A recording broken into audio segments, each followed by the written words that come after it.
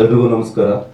ಎಲ್ಲ ಮಾಧ್ಯಮ ಮಿತ್ರದವರಿಗೂ ಹಾಗೂ ವೇದಿಕೆ ಮೇಲೆ ನೆರೆದಿರುವಂಥ ಎಲ್ಲ ಸ್ನೇಹಿತರಿಗೂ. ಈ ಮಾರಿಗೋಲ್ಡ್ ಸಿನಿಮಾದಲ್ಲಿ ನಾನು ಆ್ಯಕ್ಟ್ ಮಾಡೋ ಮೇನ್ ಉದ್ದೇಶ ಅಂದರೆ ಗೆಳೆಯ ಯಶ್ ಶೆಟ್ಟಿ ಅವರೇ ನನ್ನ ರೆಫರ್ ಮಾಡಿರೋದು. ಅವ್ರನ್ನ ನೆನೆಸ್ಕೊತೀನಿ. ಇವಾಗ ಕೋವಿಡ್ ಟೈಮು 3 ತಿಂಗಳು ಊರಲ್ಲಿದ್ದೆ, ಹುಡುಗರ ಜೊತೆ ಬಲೆ ಹಾಕೊಂಡು ಮೀನು ಹಿಡಿತಾ ಇದ್ದೆ. ಆ ಟೈಮಲ್ಲಿ ಯಶ್ ಶೆಟ್ಟಿ ಕಾಲ್ ಬರುತ್ತೆ, ಶೆಟ್ರೆ ಹಿಂಗೊಂದು ಸಿನಿಮಾ ಇದೆ, ರಾಘವೇಂದ್ರ ನಾಯಕ್ ಅಂತ ಡೈರೆಕ್ಟ್ರು, ಚೆನ್ನಾಗಿದೆ ಕ್ಯಾರೆಕ್ಟ್ರು ಮಾಡಿ ಅಂತ. ನಾನೇನು ಅಷ್ಟು ತಲೆ ಕೆಡ್ಸ್ಕೊಳ್ಳಲ್ಲ. ನೆಕ್ಸ್ಟ್ ಕಟ್ ಮಾಡಿದ್ರೆ ಒಂದು 3 ದಿವಸ ಬಿಟ್ಟು ಕಾಕ್ರೋಚ್ ಸುದೀಪ್ ಫೋನ್ ಬರುತ್ತೆ. ಎಲ್ಲ ಹಳೆ ಸ್ನೇಹಿತರು, ನಾವೆಲ್ಲ ಒಟ್ಟಿಗೆ ಇಂಡಸ್ಟ್ರಿಗೆ ಎಂಟ್ರ್ ಆದವರು. ಪೇಮೆಂಟು ಸುದೀಪ್ ಮಾತಾಡ್ತಾರೆ, ಡೈರೆಕ್ಟ್ರು ಮಾತಾಡಿಲ್ಲ. ಇನ್ನೇನು ಶೂಟಿಂಗ್ 2 ದಿನ ಇದ್ದಾಗ ಡೈರೆಕ್ಟ್ರು ಕಾಲ್ ಮಾಡ್ತಾರೆ, ನಾನು ನಿಮ್ಮೂರವ್ರೆ ಅಂತ ಅವಾಗ ಇಂಟ್ರೊಡ್ಯೂಸ್ ಮಾಡ್ಕೊತಾರೆ. ಅವಾಗ ಗೊತ್ತಾಗತ್ತೆ ಇವರು ಕುಂದಾಪುರ ಭಾಗದವ್ರು ಅಂತ. ಅಂದಿಂದ ಇಲ್ಲಿವರೆಗೂ ಅದೇ ಸ್ನೇಹ. ನಾನು ಯಾವುದಾದ್ರೂ ಸಿನಿಮಾ ಸ್ಟಾರ್ಟ್ ಮಾಡಬೇಕಾದ್ರೆ ಫಸ್ಟ್ ರಾಘು ಕಾಲ್ ಮಾಡ್ತೀನಿ. ನಮ್ಮ ರಘು ಸರ್ ಅವರು ಸ್ವಲ್ಪ ನೋಡಕ್ ಸ್ವಲ್ಪ ಇವಾಗ ಅಂಕಲ್ತಾರೆ ಇದ್ದಾರೆ, ಬಟ್ ನಮ್ ಜೊತೆಗೆಲ್ಲ ಸೇರಿದಾಗ ಪಕ್ಕ ಯಂಗ್ಸ್ಟರ್, ಅಷ್ಟು ಸೋಷಿಯಲ್ ಆಗಿರ್ತಾರೆ. ಇಲ್ಲ ಇಲ್ಲ ಹಂಗೆ ಅದಕ್ಕೆ ಹೇಳಿ ಸರ್, ನೀವು ಯಂಗ್ಸ್ಟರ್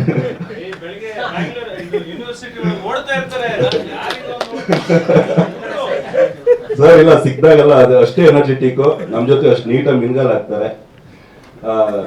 ಎಲ್ರು ವಿಜಯ್ ಸರ್ ಆಗ್ಲಿ, ವೀರ್ ಸರ್ ಆಗ್ಲಿ, ಎಲ್ಲ ಸ್ನೇಹಿತರು, ರಘು ಆಗ್ಲಿ, ನಾವೆಲ್ಲ ಡೈಲಿ ಸಿಗುವಂತ ಸ್ನೇಹಿತರು.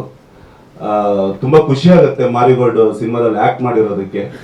ದಿಗಂತ್ ಸರ್, ಸಂಗೀತ ತುಂಬಾ ಕೋಆಪರೇಟಿವ್. ಫಸ್ಟ್ ಡೇನೆ ಯಾವ್ದೊಂದು ರೊಮ್ಯಾಂಟಿಕ್ ಸೀನ್ ಡೈರೆಕ್ಟರ್ ಶೂಟ್ ಮಾಡಿದ್ದಾರೆ, ಏನು ಹೇಳೇ ಇಲ್ಲ, ಕರ್ಕೊಂಡೋಗಿ ನಿಲ್ಸಿ ಇದೀಗ ಮಾಡಿ ಅಂತ ಹೇಳ್ಬಿಟ್ಟು ನಾನೇ ಒಂದ್ಸತಿ ಗಲ್ಬಿಲಿ ಆಗ್ಬಿಟ್ಟೆ. ಏನ್ ಡೈರೆಕ್ಟರ್ ಕಥೆನೂ ಹೇಳಿಲ್ಲ, ಏನಿಲ್ಲ, ತಗೊಂಡೋಗಿ ರೊಮ್ಯಾಂಟಿಕ್ ಸೀನ್ ಮಾಡಿಸ್ಬಿಟ್ರಲ್ಲ ಅಂತೇಳಿ. ಅಷ್ಟು ಚೆನ್ನಾಗಿ ಬಂದಿದೆ ಸಿನಿಮಾ ಕೂಡ. ನಾನು ಸಿನಿಮಾ ನೋಡಿದೆ. ನಿಮ್ಮೆಲ್ಲರೂ ಸಪೋರ್ಟ್ ಇರ್ಲಿ ಹೀಗೆ. Thank you so much. ನಾನು ಸರಳವಾಗಿ 2 ಸಾಲುಗಳಲ್ಲಿ ನನ್ನ ಪರಿಚಯ ಹೇಳ್ಕೋಬೇಕಾದ್ರೆ, ಯಾಕಂದ್ರೆ ಸಿನಿಮಾ ರಂಗದಲ್ಲಿ ಬಹಳಷ್ಟು ದಿನ ನಾನು ನಡೆದಾಡಿದ್ದೀನಿ. ಈಗ ತಲೆಮಾರುಗಳ ಬದಲಾಗಿದೆ. ಅಂದ್ರೆ ಸೋಷಿಯಲ್ ಮೀಡಿಯಾದಲ್ಲಿ ನಾವು ಇರಲಿಲ್ಲ, ಹಿಂದೆ ನೆಗೆಟಿವ್ ಕಾಲದಲ್ಲಿ ಇದ್ದು, ನೆಗೆಟಿವ್ ಕಾಲದಿಂದ ಈಗ ಸೋಷಿಯಲ್ ಮೀಡಿಯಾದವರೆಗೂ ಕೂಡ ನಡ್ಕೊಂಡ್ ಬರ್ತಾ ಇದೀವಿ. ಇಂಡಸ್ಟ್ರಿಯಲ್ಲಿ ಇನ್ನೂ ನಾವು ಪ್ರೀತಿವಾಗಿ ಉಳ್ಕೊಂಡಿದ್ದೀವಿ. ಸೊ ಹಾಗಾಗಿ ನನ್ನ ಸಣ್ಣ ಒಂದು ಪರಿಚಯ. ಮೊಟ್ಟ ಮೊದಲಿಗೆ ನಮ್ದು ಸಿನಿಮಾ ಬಂದು ತಿಮ್ರಾಯಿ ಅಂತ ಹೇಳ್ಬಿಟ್ಟು ಸಾಧು ಕೋಕಿಲ್ನ ಇಂಟ್ರೊಡ್ಯೂಸ್ ಮಾಡಿದ್ದೆ. 2ನೇ ಸಿನಿಮಾ CP ಯೋಗೀಶ್ವರ್ ಅವರು, ಕೌಶಲ್ಯ, ಬದ್ರಿ ಸಿನಿಮಾ. 3ನೇದು ಗುಣವಂತ, ಪ್ರೇಮ ಮತ್ತು ರೇಖಾ ಅವರು ಮಾಡಿದಂಥದ್ದು. 4ನೇದು ಮಿಸ್ಟರ್ LLB, ಅದು ನಿರ್ಮಾಣ ಮತ್ತು ನಿರ್ದೇಶನ ಮಾಡಿದ್ದೆ. ಈಗ ಇದು ಮಾರಿಗೋಲ್ಡ್ ಬಂದು ನಿರ್ಮಾಣ ಮಾಡಿದ್ದೀನಿ.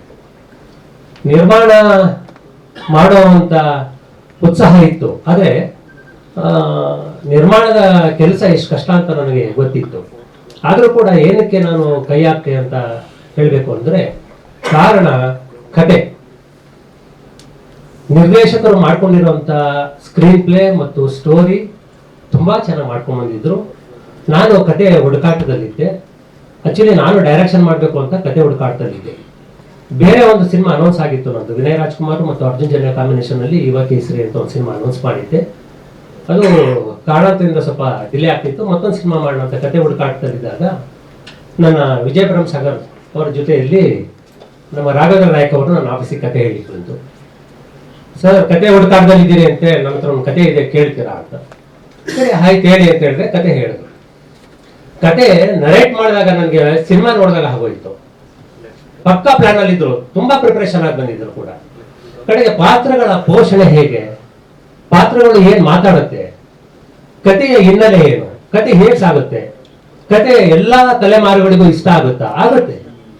ಆ ಒಂದು ಜಾನರಲ್ಲಿ ಅವ್ರು ಮಾಡಿರುವಂತ ಕತೆ ನನಗೆ ಬಹಳ ಇಷ್ಟ ಆಗೋಯ್ತು. ಸರಿ ಕತೆ ಹೇಳಾದ್ಮೇಲೆ, ಸರಿ ಕತೆ ಓಕೆನಾ ಸರ್ ಅಂದ್ರು. ಕತೆ ಓಕೆ, ಆದ್ರೆ ನಿರ್ದೇಶಕರು ಓಕೆ ಆಗ್ಬೇಕಲ್ಲ ಅಂತೆ. ಯಾಕೆ ಸರ್ ನೀವೇ ಅಲ್ವಾ ಅಂದ್ರು. ನಾನಲ್ಲ, ನೀವು ಅಂತ ಹೇಳಿದೆ. ಯಾಕಂದ್ರೆ ಆ ತೆರೆ ಮೇಲೆ ತರಬೇಕಾದ್ರೆ ನಾನು ಅಷ್ಟಕ್ಕೆ ಚೆನ್ನಾಗಿ ತರ್ತೀನೋ ಇಲ್ಲೋ ಅಂತ ನನಗೊಂದು ಅನುಮಾನ ಆಯಿತು. ಕತೆ ಬರ್ದಿರುವಂತ ಆತರ ಏನಿದಾನೆ, ಅವರ ಒಂದು ವಿಷನ್ ಇರುತ್ತೆ, ಒಂದು ಕಲ್ಪನೆ ಇರುತ್ತೆ, ಪಾತ್ರಗಳ ಪೋಷಣೆ ಇರುತ್ತೆ. ಆ ಕಥೆಯನ್ನ ಒಂದು ಕಾಮನ್ ಬಿಲ್ ಆಗಿ ಕಟ್ಕೊಂಡ್ ಬಂದಿದ್ರು ಅವರು. ಹಾಗಾಗಿ ಬೇಡ ಸರ್, ಒಂದು ಕೆಲಸ ಮಾಡೋಣ, ನಾನು ನಿರ್ಮಾಣ ಮಾಡ್ತೀನಿ, ಈ ಕಥೆನ ನೀವು ನಿರ್ದೇಶನ ಮಾಡಿ ಅಂತ ಹೇಳಿದೆ. ಶಾಕ್ ಆಯ್ತು ಅವರಿಗೆ. ಹೇಗೆ ಸರ್? ಯಾಕಂದ್ರೆ ನಾನು ಪ್ರೊಡ್ಯೂಸರ್ ಆಗೋದಕ್ಕೆ ಸಾಧ್ಯನಾ ಅಂತ ಅವರಿಗೆ ಒಂದು ಸಣ್ಣ ಸುಳಿವು ಎಲ್ಲೋ ತಲೆಯಲ್ಲಿ. ಹೇಗೆ ಸಾಧ್ಯನಾ ನಿರ್ಮಾಣ ಮಾಡೋದಕ್ಕೆ ಸಾಧ್ಯನಾ?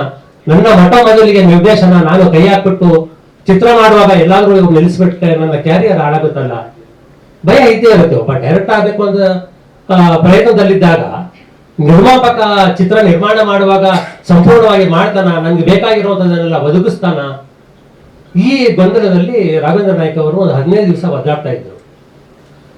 ಕಡೆಗೆ ಹೇಳಿದೆ, ಇಲ್ಲಪ್ಪ ನಾನು ಸಿನಿಮಾ ಸಂಪೂರ್ಣವಾಗಿ ನಿರ್ಮಾಣ ಮಾಡ್ತೀನಿ, ನಿಮ್ಗೆ ಏನೆಲ್ಲ ಬೇಕು ಅದನ್ನೆಲ್ಲ ನಾನು ಒದಗಿಸ್ತೀನಿ, ನೀವು ಸಿನಿಮಾ ಮಾಡಿ ಅಂತ ಧೈರ್ಯಪಟ್ಟೆ.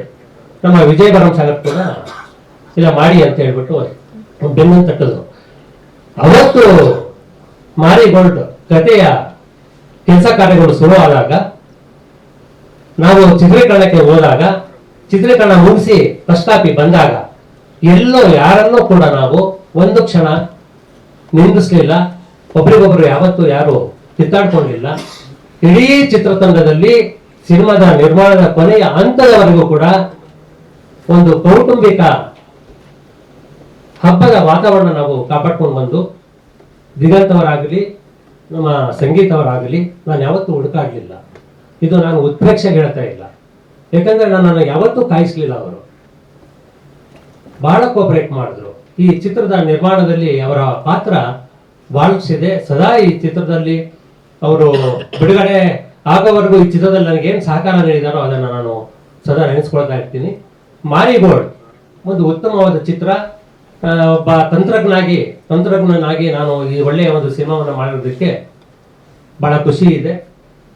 ಈ ಚಿತ್ರಕ್ಕೆ ನಿಮ್ಮೆಲ್ಲರ ಸಹಕಾರ ಖಂಡಿತ ಬೇಕು. ಮೊದಲು ಮಗು ಅಳ್ತಾ ಇತ್ತು ಅಂದ್ರೆ ತಾಯಿ ಲಾಲಿ ಹಾಡು ಮಲಗಿಸ್ತಾಳೆ, ಹಸುವಾದ್ರೆ ಚಂದ್ರನ ನೋಡ್ಬಿಟ್ಟು ಊಟ ಮಾಡಿಸ್ತಾಳೆ, ಆದರೆ ಇವತ್ತು ಮೊಬೈಲ್ ಕೊಟ್ಟ ಮಗು ಊಟ ಮಾಡುತ್ತೆ. ಸೊ ಹಾಗಾಗಿ ನಿಮ್ಮೆಲ್ಲರ ಸಹಕಾರ ಖಂಡಿತ ಅತ್ಯಗತ್ಯ.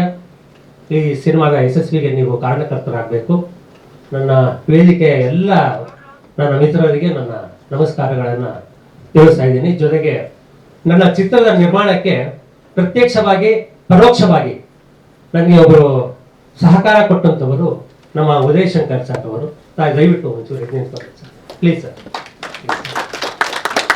ಇವರು ನಿವೃತ್ತ ಮುಖ್ಯ ಇಂಜಿನಿಯರ್ ಮತ್ತೆ ಕರ್ನಾಟಕ ಇಂಜಿನಿಯರ್ಸ್ ಅಕಾಡೆಮಿಯ ಸಾಂಸ್ಕೃತಿಕ ಕಾರ್ಯದರ್ಶಿಗಳು. ಈಗ ಮಿನಿಸ್ಟರ್ ಮಾದೇವಪ್ಪ ಅವರಿಗೆ ಸಲಹೆಗಾರರಾಗಿ ಕೆಲಸ ಮಾಡ್ತಾ ಇದ್ದಾರೆ.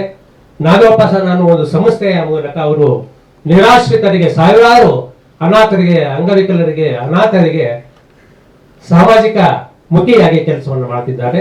ಈ ವೇದಿಕೆಯ ಮೂಲಕ ನಾನು ಅವರಿಗೆ ನಮಸ್ಕಾರಗಳನ್ನು ಹೇಳುತ್ತಾ ನನ್ನ 2 ಮಾತುಗಳನ್ನು ಇಲ್ಲಿಗೆ